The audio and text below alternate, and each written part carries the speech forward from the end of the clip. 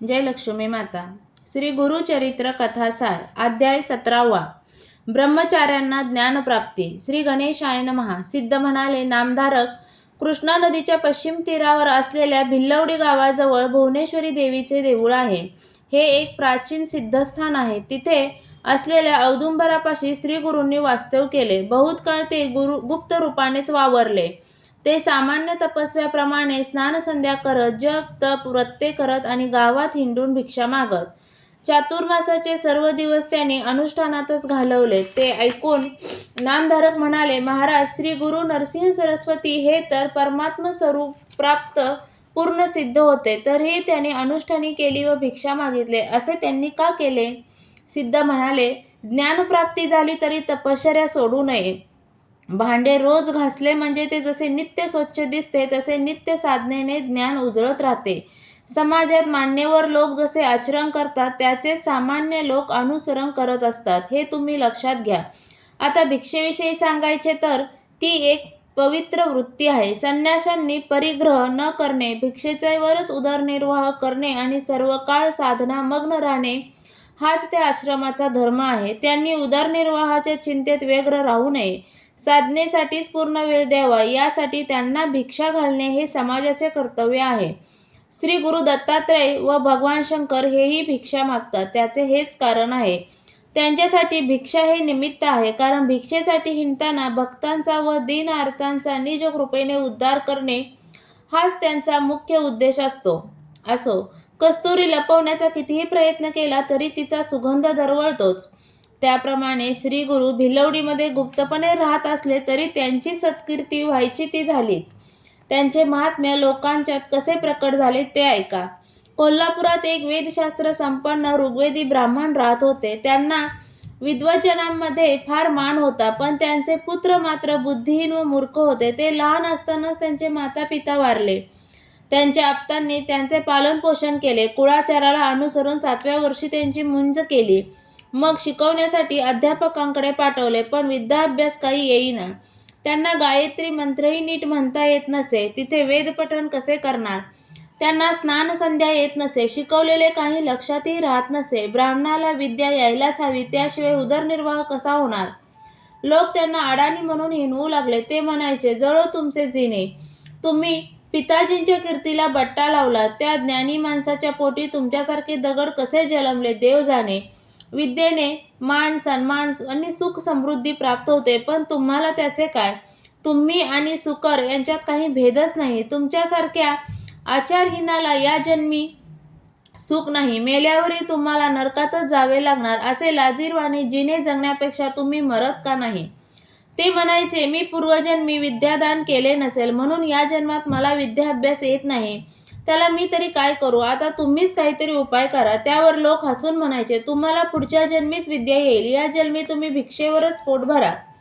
अशा प्रकारे सातत्याने अवहेलना होऊ लागल्याने ते ब्राह्मण कुमार अतिशय दुःखी झाले आणि आपल्याला विद्या येत नाही याची खंत करत ग्राम सोडून निघून गेले.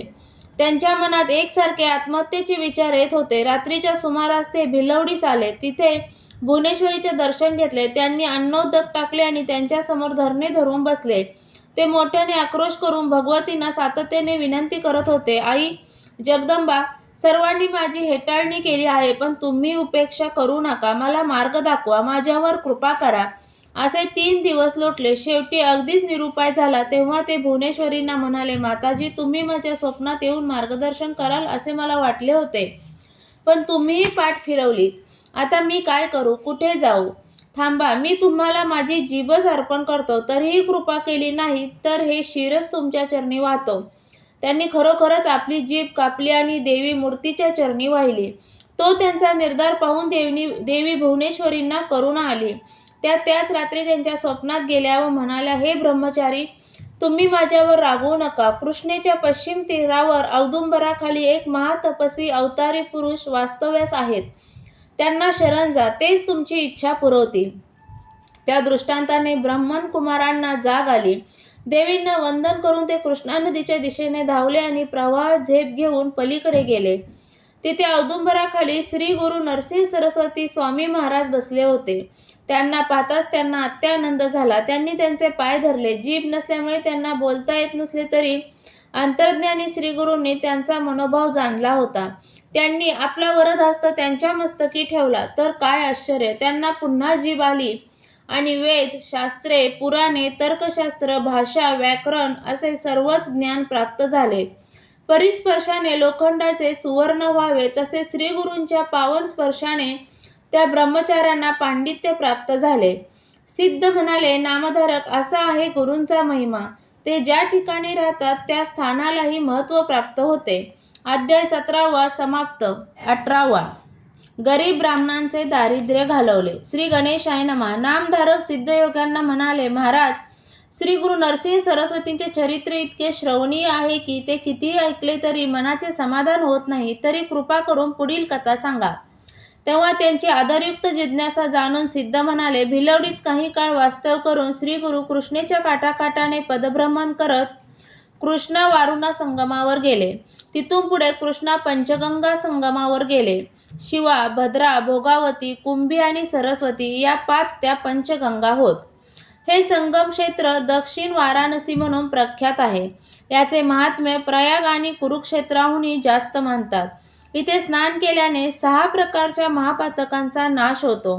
प्रयागात माघस्नान केल्याने जे पुण्य लाभते त्याच्या शतपट पुण्य या संगमात एकदा स्नान केल्याने प्राप्त होते. इथे अमरेश्वरांचे मंदिर असून त्यांच्या दर्शनाने जीवाला अमृतत्व प्राप्त होते. इथे पवित्र औदुंबर वृक्ष असून 64 योगिनी नित्य वास करतात. इथे गंगा आणि वेणी दक्षिणगामी असून कृष्णा पश्चिमेकडे वाहते. येथील संगम षटकुळात शुक्लतीर्थ, पापविनाशी तीर्थ, काम्यतीर्थ, सिद्धवरदतीर्थ, प्रयागतीर्थ, शक्तितीर्थ, अमरतीर्थ व कोठीतीर्थ अशी 8 तीर्थे आहेत. कृष्णा, वेणी व पंचगंगा मिळून एकूण 7 नद्या आहेत. त्यांच्या दर्शनाने सर्व मनोकामना पूर्ण होतात. त्यांच्यात स्नान केल्याने अगणित पुण्य लाभ होतो. या कृष्णा पंचगंगा संगमावर श्री गुरु काही काळ गुप्त रूपाने राहिले. त्यानंतर त्यांचे महात्म्य लोकांच्यात प्रकट झाले. कसे ते सांगतो. पंचगंगा संगमावर अमरपूर नावाचे एक गाव आहे. श्री गुरु तिथे भिक्षा मागण्यासाठी जात असत. त्या गावात एक वेदाभ्यासी गरीब ब्राह्मण राहत असत. ते सुशील, सात्विक, कर्ममार्गाचे नीट आचरण करणारे व आतिथ्यशील होते. ते नित्य कोरडी भिक्षा मागून कुटुंबाचे पालन पोषण करायचे. त्यांच्या पत्नी ही सुस्वभावी व पतिव्रता होत्या. त्यांच्या अंगणात घेवड्याचा एक वेल होता. त्याला पुष्कळ शेंगा यायच्या. एखाद्या दिवशी भिक्षा मिळाली नाही तर ती दोघे घेवड्याच्या शेंगावरच गुजराण करायची. एके दिवशी श्री गुरु भिक्षेसाठी त्या ब्राह्मणांच्या घरी गेले असता त्यांनी त्यांना आदराने घरात नेले. त्यांची भक्तिभावाने पूजा केली. त्यांना भात व घेवड्याच्या शेंगांच्या भाजीचे भोजन दिले. त्या सेवेने श्री गुरु अतिशय प्रसन्न झाले. त्यांनी त्या ब्राह्मणांना आता तुमचे दारिद्र्य जाईल असा आशीर्वाद देऊन त्यांचा निरोप घेतला. संगमावर जाताना त्यांनी त्यांच्या अंगणातील घेवड्याचा वेल पटकन उपटून टाकला आणि निघून गेले. घेवड्याच्या वेलाने त्या गृहस्थांच्या घरासमोरचे सर्व अंगणच वेढून टाकले होते. श्री गुरूंनी त्याचाच उच्छेद केला म्हणून ब्राह्मणींना अतिशय दुःख झाले. त्या नशिबाला दोष देत रडू लागल्या. म्हणाल्या, अरे रे, काय हे दुर्दैव! त्या यतींना आम्ही काय त्रास दिला म्हणून त्यांनी आमचे अन्नच तोडून टाकले.